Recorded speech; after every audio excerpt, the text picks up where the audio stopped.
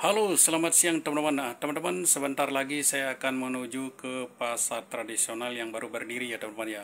Karena saya lihat beberapa pasar tradisional yang baru berdiri dan pedagangnya pun juga belum begitu banyak ya teman-teman ya. Sedikit lagi saya berangkat dan saya akan menuju ke lokasi. Tentunya ini informasi yang menarik ya teman-teman ya. Oke teman-teman, terima kasih banyak. Sampai jumpa lagi. Dan tentunya saling berinteraksi ya teman-teman ya. Oke teman-teman, terima kasih.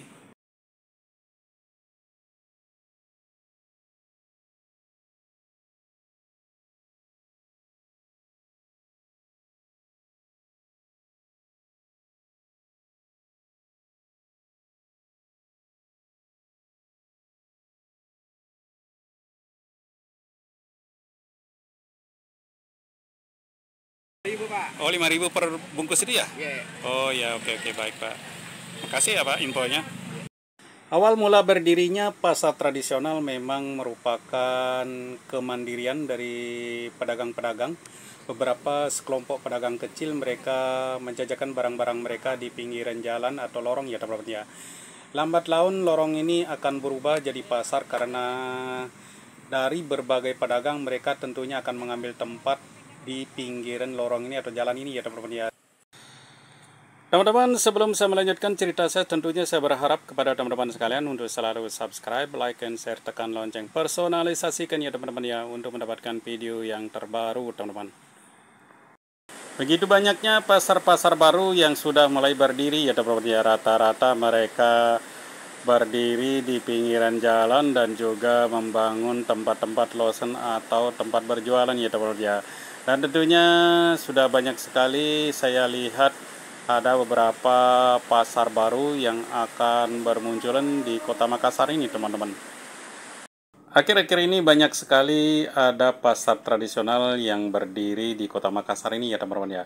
Walaupun di dalam sejarah berdirinya pasar tradisional memang mereka selalu menggunakan kemandiriannya ya teman-teman ya. Artinya mereka membangun lapak-lapak atau lapak-lapak sementara ya teman-teman ya. Artinya mereka membangun di pinggir lorong ataupun pinggir jalan ataupun bahkan mereka membangun di pinggir kali teman-teman.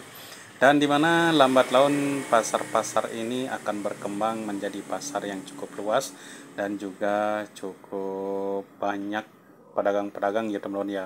Dan tentunya pasar ini akan semakin melebar dan meluas ya teman-teman ya. Tentunya ini merupakan suatu pasar tradisional yang berkembang secara perlahan-lahan dan pada akhirnya pasar ini jadi tumbuh dan berkembang teman-teman. Teman-teman, kita akan coba melihat lagi pasar tradisional lainnya yang masih kecil ya teman-teman ya. Artinya pasar tradisional yang baru muncul ya teman-teman ya.